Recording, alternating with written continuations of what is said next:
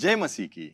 मसीह परिवार, आप सभी को एक बार फिर हम स्वागत करते हैं वचन जीवन कार्यक्रम में और धन्यवाद देते हैं हमारे साथ में शामिल होने के लिए, जहां वचन ही जीवन है, जीवन ही वचन है, क्योंकि बिना वचन के परमेश्वर को प्रसन्न करना असंभव है।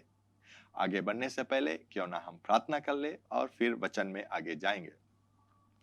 दयावंत पिता, धन्यवाद देते हैं आपको, आपके प्रेम, आपके आशीष, आपके अनुग्रह के लिए।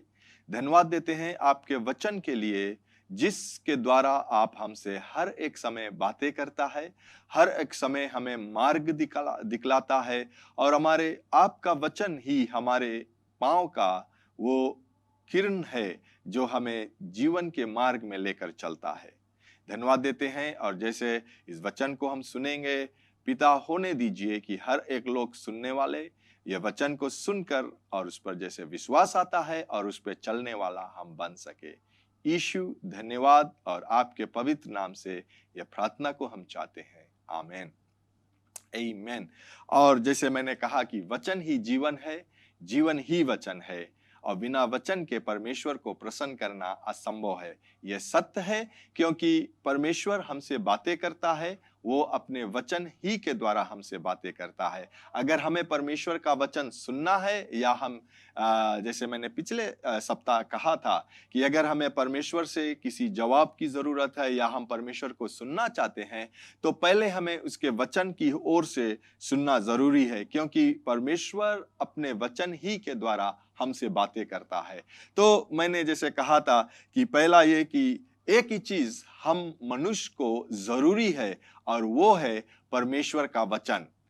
दूसरा, परमेश्वर और उसका वचन एक ही है, वो कोई दूसरा नहीं है। या हम ये कहते हैं कि हम वचन पढ़ते हैं और अगर हमें परमेश्वर से सुनना है तो वो दो अलग बातें करेंगे, कभी नहीं। क्योंकि परमेश्वर जो कहता है वो उसके वचन में लिखा हुआ है और उसके ही द्वारा परमेश्वर हमें हर एक समय बातें करता है। तो मैं ये उत्तेजित करना चाहता हूं कि हमारे जीवन में परमेश्वर का जो वचन है वो सबसे ऊंचा रहना चाहिए या पहला रहना चाहिए। तो हमारा जो विषय है, जो हम दूसरे भाग में जाते हैं आज, और वो है परमेश्वर के वचन की महिमा। परमेश्वर के वचन की महिमा। और याद रखना कि वचन को दिन और रात देखना परमेश्वर को दिन और रात देखना जैसा है। यानी कि जब हम उसके वचन को दिन और रात देखते हैं तो वही तरह, या हम ये कह सकते हैं कि अगर उसके वचन को देखते हैं हम परमेश्वर को दिन और रात देखते हैं। तो कितना जरूरी होता है प्यारे लोग कि हम वचन को देखें, सुने और जाने कि परमेश्वर क्या कहता है। या हम अपने परमेश्वर के इच्छा अगर अपने जीवन में जानना है तो भी हमें परमेश्वर का वचन देखना है, क्योंकि उसके ही द्वारा वो हमें जो उसका इच्छा है वो हमें दिखलाएगा। वचन के देखने से आपके जीवन में कई तरह के बदलाव आएगा जो आपको किसी अन्य स्थान से नहीं मिल सकता है। याद रखना, वचन को देखने से आपके जीवन में कई तरह के बदलाव आ सकता है। यानी कि यह वचन जो है हम लोगों को दिखलाएगा कि हमारे जीवन में क्या बदली करना है, और वो बदलाव सिर्फ आएगा उसके वचन के द्वारा। और जब बदलाव आएगा तो क्या होगा कि हम अपने आप को या अपने जीवन को परमेश्वर के वचन के द्वारा चलाने लगेगा। और ये बदलाव या किसी और स्थान से हमें नहीं मिल सकता है, क्योंकि परमेश्वर का वचन ही हमें बतलाएगा कि क्या सही है या क्या गलत है हमारे जीवन के लिए। जैसे अगर हम देखें नमूने के तौर पर, अगर एक बच्चा या एक बालक स्कूल को जाता है, पाठशाला को जाता है और वो फिजिक्स का जो सब्जेक्ट है वो करता है, और उसके अगर सवाल या किसी एक विषय में वो समझ नहीं पा रहा है, वो बालक या वो जो विद्यार्थी है वो केमिस्ट्री के जो अध्यापक है उसके पास नहीं जाएगा, क्योंकि जो केमिस्ट्री का जो अध्यापक है वो उसे फिजिक्स के बारे में नहीं बतला सकेगा। सही है ना? क्योंकि अगर उस विद्यार्थी को अगर जानना है तो उसे कहाँ जाना है? उसे जाना है जो फिजिक्स का जो अध्यापक है उसके पास जाएंगे और उससे सवाल करेंगे, तो क्या होगा कि उसे उसका जवाब सही तरीके से मिलेगा। उसी प्रकार से प्यारे लोग, जब परमेश्वर ने हमें और आपको बनाया है, अगर हमें किसी चीज की जरूरत है, अगर हमारे पास कोई सवाल है, तो हमें किसी और के पास नहीं जाना है, हमें सिर्फ परमेश्वर के पास जाना है। और उसके पास जाने का मतलब हम लोग उसके वचन के पास जाएंगे। आमीन। अगर हम उसके वचन के पास जाएंगे तो क्या होगा, हमें उसी प्रकार से या वो हमें सही रास्ता को दिखलाएगा। परमेश्वर का वचन हमें सिखाता है और सुधारता है। परमेश्वर का वचन हमें सिखाएगा और सुधारेगा। अगर हम दूसरा तेस्सलुनीयंस के किताब में देखते हैं 3 और 16 में, यहां पर कहता है, संपूर्ण पवित्र शास्त्र परमेश्वर की प्रेरणा से रचा गया है। संपूर्ण पवित्र शास्त्र परमेश्वर की प्रेरणा से रचा गया है, यानी कि धर्मशास्त्र जो है वो परमेश्वर की प्रेरणा से रचा गया है और उपदेश और समझने और सुधारने और धार्मिकता की शिक्षा के लिए लाभदायक है। फिर से मैं कह दूं, परमेश्वर का जो वचन है परमेश्वर के प्रेरणा से लिखा गया है, यानी कि उसका जो शब्द था और जो लोग ने लिखा, पवित्र आत्मा के अगुवाई से लिखा और वो सुना और लिख डाला, हमारे और आपके लिए रचा गया है, उपदेश के लिए और समझने के लिए और सुधारने के लिए और धार्मिकता की शिक्षा के लिए लाभदायक है। यानी हमें अगर सुधरना है अपने जीवन में, या हम देखते हैं कि कुछ गलत है, सुधरना है, तो परमेश्वर का वचन ही हमें सुधार सकता है। और 17 में देखते हैं, वो कहता है, ताकि परमेश्वर का जन सिद्ध बने और हर एक भले काम के लिए तत्पर हो जाए। तत्पर हो जाए। आमीन। हर एक भले काम के लिए, अगर हमें भले काम करना है, कहाँ हम जान सकेंगे? परमेश्वर का वचन हमें सिखलाता है। तो यह बहुत जरूरी है प्यारे लोग कि हम परमेश्वर के वचन में बना रहे। ठीक है, तो परमेश्वर के वचन ही के द्वारा यहां देखते हैं कि परमेश्वर का महिमा जो है, उसका वचन का जो महिमा है वो हमें सिखलाता है जीवन सिद्ध या सुधारने के लिए, हमारे जीवन के लिए वो हमें सिखलाता है। कौन? परमेश्वर का वचन।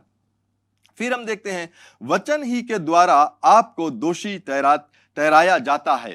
आप कहते हो कि परमेश्वर के वचन के द्वारा हमें दोषी ठहराया जाता है। यह सही है। जब हम पाप ही में थे, याद रखना, जब हम पाप ही में थे, परमेश्वर का वचन सुनकर हम ये जान सकते थे, या परमेश्वर का वचन सुनकर हम ये जाना कि हम दोषी है।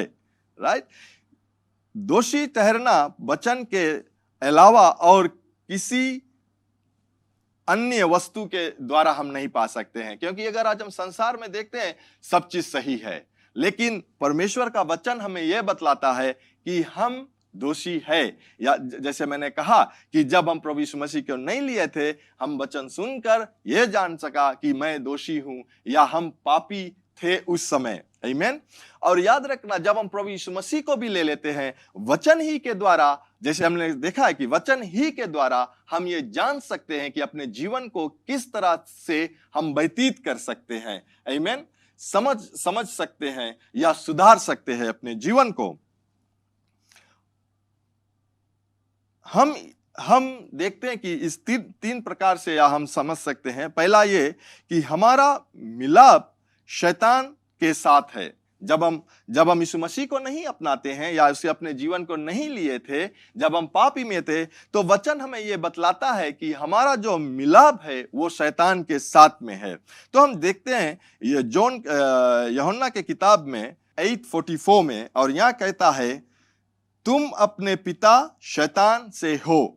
राइट? जब हम पाप में थे, धर्मशास्त्र कहता है, ये यीशु मसीह कहता है कि तुम अपने पिता शैतान से हो और अपने पिता की लालसाओं को पूरा करना चाहते हो। वह तो आरंभ से हत्यारा है और सत्य पर स्थिर ना रहा, क्योंकि सत्य उनमें है ही नहीं। जब वह झूठ बोलता तो अपने स्वभाव ही से बोलता है, क्योंकि वह झूठा है, वरन झूठा का पिता है। तो ये शैतान के विषय में मैं बहुत नहीं बोलना चाहूंगा, लेकिन फिर भी ये शैतान के विषय में बतलाता है, क्योंकि जब हम प्रभु यीशु मसीह को नहीं अपनाए, हम पापी में थे, तो ये हमें दिखलाता है कि शैतान हमारे पिता था। तो वो पहला, राइट। फिर हम देखते हैं 1 जॉन 3 से लेकर 1 जॉन 3:8 से 10 ले हम लोग देखेंगे। और यहां पर कहता है, जो कोई पाप करता है वह शैतान की ओर से है, यानी कि जो कोई पाप करता है वो शैतान की ओर से है, क्योंकि शैतान आरंभ ही से पाप करता आया है। परमेश्वर का पुत्र इसलिए प्रकट हुआ कि शैतान के कामों को नाश करे। जो कोई परमेश्वर से जन्मा है वह पाप नहीं करता, ठीक है, क्योंकि उसका बीज उसमें बना रहता है और वह पाप कर ही नहीं सकता, क्योंकि वह परमेश्वर से जन्मा है। इसी से परमेश्वर की संतान और शैतान की संतान जाने जाते हैं। जो कोई धार्मिकता नहीं करता वो परमेश्वर से नहीं, और ना वो जो अपने भाई से प्रेम नहीं करता। तो यहां पर हम देखते हैं कि भली बाती से हमें बतलाता है कि जब हम परमेश्वर यीशु मसीह को नहीं लिए थे, तो हमारा जो रिश्ता था या हमारा जो मेल मिलाप था वो शैतान से था, ठीक है। और दूसरा हम देखते हैं, वचन ही से धार्मिकता का संदेश देता है। वचन के महिमा के द्वारा हमें परमेश्वर या धार्मिकता का संदेश मिलता है, ठीक है। वचन हमें दिखाता है कि यदि हम शैतान के बच्चे हैं, धार्मिकता हमारे लिए उपलब्ध है। पहला हमें वचन दिखलाता है कि हमारा जो मेल मिलाप है वो शैतान से है। दूसरा हमें यह बतलाता है वही वचन जो हमें दिखलाता है कि क्यों ना हमारा मेल मिलाप शैतान से है, लेकिन हमारे लिए धार्मिकता उपलब्ध है। प्यारे लोग, हमारे लिए धार्मिकता उपलब्ध है। इसीलिए जब धार्मिकता उपलब्ध थे, हमने स्वीकार किया परमेश्वर के वचन सुनकर, और आज हम धार्मिक ठहरे हैं। आमीन। और वो हुआ सिर्फ वचन ही के द्वारा। आमीन। फिर हम देखते हैं जो तीसरा है, वचन हमें दिखाता है, दोषी ठहराता है, क्योंकि हम यीशु मसीह पर विश्वास नहीं करते। वचन हमें दोषी ठहराता है क्योंकि हम यीशु मसीह पर विश्वास नहीं करते, या हम उसे सुनते तो है उसका वचन, लेकिन लेते नहीं है। अंग्रेजी में कहता है वी रिजेक्ट जीसस। आमीन। तो वो भी हमें वचन बतलाता है कि अगर हम यीशु मसीह को अपनाते नहीं या हम उसे स्वीकार नहीं करते अपने जीवन में, तो भी हम दोषी ठहरते हैं। वो दिखला, केवल एक पाप ही जिसके लिए पापी का न्याय किया जाएगा, वो है यीशु मसीह को अस्वीकार करना या विश्वास नहीं करना, ठीक है ना। एक ही पाप पापियों को या मनुष्य को न्याय किया जाएगा, उसके लिए न्याय किया जाएगा, वह है यीशु मसीह को अस्वीकार नहीं करना और विश्वास नहीं करना। अगर हम यीशु मसीह को अस्वीकार करते अपने जीवन में, हमारे लिए न्याय है। और न्याय ना, जैसे कहता है रोमियो के किताब में कहता है कि पाप की मजदूरी मौत, तो हमारे लिए वो है और हमें दोषी ठहराता है वचन। जॉन के किताब में 8:45 में हम फिर देखते हैं, यहां पर कहता है, परंतु मैं जो सत्य बोलता हूं या सच बोलता हूं, इसलिए तुम मेरा विश्वास नहीं करते। अगर हम झूठ का या हमारे पिता झूठ है और उसके पीछे हम चलते हैं, यानी कि हमारे जीवन में हर एक चीज झूठ है, और जब यीशु मसीह हमें सच्चाई दिखलाता है या वो बतलाता है कि मार्ग सत्य जीवन मैं हूं, तो क्या होता है, हम उस पर विश्वास नहीं करते हैं। याद रखना, जब मैं कहता हूं कि यीशु मसीह बतलाता है, यानी कि उसके वचन ही के द्वारा हम देखते हैं। और जैसे हम लोगों ने देखा कि वचन ही हमें पहला दोषी ठहराता है, फिर हमें रास्ता को दिखलाता है कि धार्मिकता उपलब्ध है, और फिर हमें यह पता लगता है कि एक ही न्याय हमारे मनुष्य के लिए यह है कि अगर हम यीशु मसीह को नहीं अपनाते हैं। आमीन।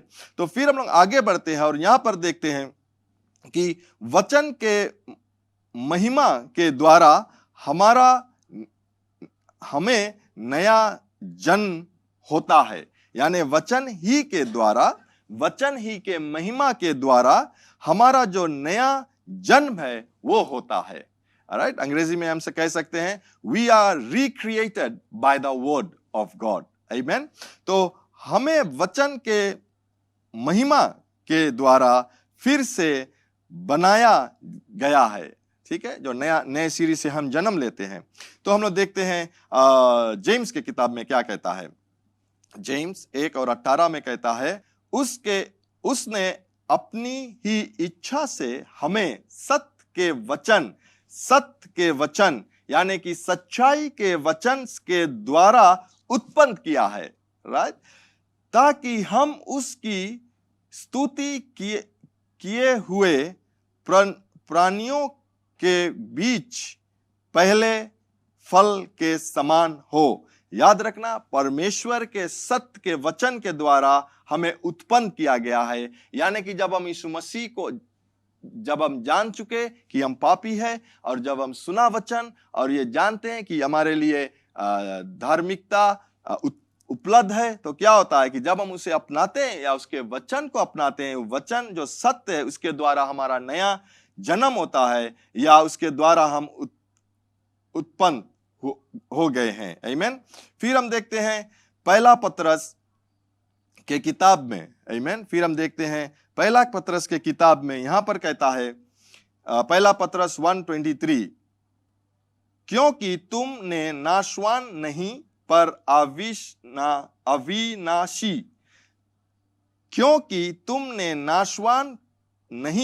अविनाशी बीज से परमेश्वर के जीवित और सदा ठहराया गया वचन के द्वारा नया जन्म पाया है। मैं फिर से पढ़ दूं, क्योंकि तुमने नाशवान नहीं पर अविनाशी बीज से परमेश्वर के जीवित और सदा ठहराने वाले वचन के द्वारा नया जन्म पाया है। आमीन। हमारा जो नया जन्म हुआ है वो परमेश्वर के द्वारा हुआ है। याद रखना, वचन हमें आधे रास्ते पर नहीं छोड़ता। वो हमें ये नहीं कि वचन के द्वारा हम सुनते हैं और कहते हैं कि तुम्हें क्या कहते हैं, दोषी ठहराया गया है और वहीं पर नहीं छोड़ते हैं। लेकिन फिर उसके बाद में वचन ही हमें बतलाता है कि उसका जो नाश ना होने वाला वचन, जो सर्वदा के रहने वाला वचन के द्वारा हमें नया जन्म मिला है। वचन हमारे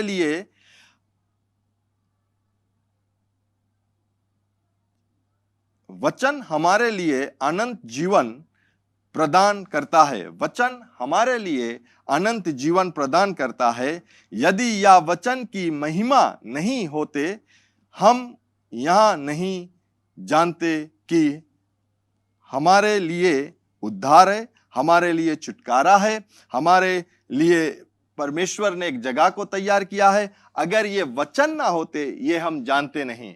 प्यारे लोग, परमेश्वर हमसे प्रेम रखा, इसलिए उसने अपना वचन को दिया आज कि हम उसे देखकर ये जान सकते हैं कि परमेश्वर के वचन के द्वारा या परमेश्वर के वचन की महिमा के द्वारा हम नया जीवन को प्राप्त कर सकते हैं। आज मैं आप सभी को यह बतलाना चाहूंगा कि आपने यीशु मसीह को अपनाया है, आपने नया जीवन को मिल गया है। वो नया जीवन जो प्रभु यीशु मसीह की तरह है और प्रभु यीशु मसीह के तरह हम जी सकते हैं। धर्मशास्त्र कहता है कि पुरानी बातें बीत गई, देखो अब सब नया हो गया है। कैसे नया हो गया है? परमेश्वर के वचन के द्वारा हर एक चीज हमारे लिए नया हो गया है और इसी वचन के द्वारा हम इस नए जीवन में जी सकते हैं, क्योंकि ये वचन हमें सिखलाएगा कि किस तरह से ये नया जीवन में हमें जीना है। तो प्यारे लोग, मैं आपको उत्तेजित करता हूं ये कि परमेश्वर का वचन पढ़ना हमारे लिए बहुत जरूरी है और जब हम पढ़ते हैं वो हमें जीवन में आगे बढ़ाएगा। तो अगर आपने पहली बार ये वचन को सुना और आपको हृदय में ये आता है कि मैं प्रभु यीशु मसीह को अपनाऊं। प्रभु यीशु मसीह को अपनाने का मतलब है कि उसके वचन को मैं अपनाता हूं अपने जीवन में, और क्या होगा कि आपके नए जन्म होगा या नए सिरे से आपका जन्म होगा। आमीन। तो आप मेरे बाद में यह प्रार्थना को कीजिए, कहिए, स्वर्ग पिता, मैं विश्वास करता हूं यीशु मसीह प्रभु है, जो क्रूस पर अपना प्राण दिया, और पिता आपने उसे तीसरे दिन बाद फिर से जिलाया है मुझे पाप से क्षमा करने के लिए। यीशु, मैं आपको अपने जीवन में ग्रहण करता हूं। आप मेरे जीवन का स्वामी है और मैं आपके मार्ग में आज से चलूंगा। मुझे पवित्र आत्मा से भर दीजिए ताकि वो मुझे मेरे जीवन के हर एक दिन में चलाए। यीशु मसीह के नाम से आमीन। प्यारे लोग, अगर आपने इस प्रार्थना को किया है पहली बार, तो जरूर आप हमें संपर्क कर सकते हैं, कांटेक्ट कर सकते हैं, ताकि हम आपको मदद कर सके वचन जीवन में आगे बढ़ने के लिए। इस बार मैं आप सभी के लिए प्रार्थना करना चाहूंगा, और आप मेरे साथ में अपने स्क्रीन की ओर अपने हाथ को बढ़ा सकते हैं और विश्वास के द्वारा हम प्रार्थना करें। दयावंत परमेश्वर, धन्यवाद देते हैं आपके वचन के लिए कि आपके वचन ही के द्वारा हम अपने जीवन में हर एक सीख सकते हैं, हर एक अच्छाई को सीख सकते हैं, या आपके वचन ही के द्वारा हम ये जान सकते हैं कि किस प्रकार से हमें जीवन को गुजारना है। और जब हम आपके वचन ही के द्वारा अपने जीवन को गुजारते हैं तो हमें आशीष ही आशीष मिलेगा। जैसे कहता है कि धन्य है वह मनुष्य जो रात और दिन परमेश्वर आपके वचन में लगा रहता है, वो उस प्रकार का पेड़ की नाई रहता है जिसका जो जड़ है वो नाले के पानी में जाता है। जब सूरज निकलता है या जब ऐसा समय आता है, उसका जो पत्ती है वो नहीं जुड़ाता है, या वो इस पेड़ की नाई रहेगा कि अपने समय पर वो फल देगा। ये हो सकता है आपके वचन के द्वारा। तो मेरा प्रार्थना ये प्रभु, जितने लोग यहाँ सुनते हैं, आपका वचन की महिमा जो है हर एक लोग पर बहुतायत सा आए। यीशु के पवित्र नाम से आमीन। आमीन। हम धन्यवाद देना चाहेंगे आपको एक बार फिर हमारे साथ में शामिल होने के लिए, और अगले मिलने तक ये याद रखना कि पिता परमेश्वर जो है वो आपसे प्रेम रखता है, यहाँ JCLM परिवार भी आपसे प्रेम रखता है, और यीशु मसीह ही प्रभु है। अलविदा। To know more about the ministry and how to get connected with us, like us on Facebook, Jesus Christ is Lord Ministries, and follow us on Instagram, JCLM Fiji. Subscribe to our YouTube channel, JCLM Fiji, and be inspired through our website, www.jclm.org.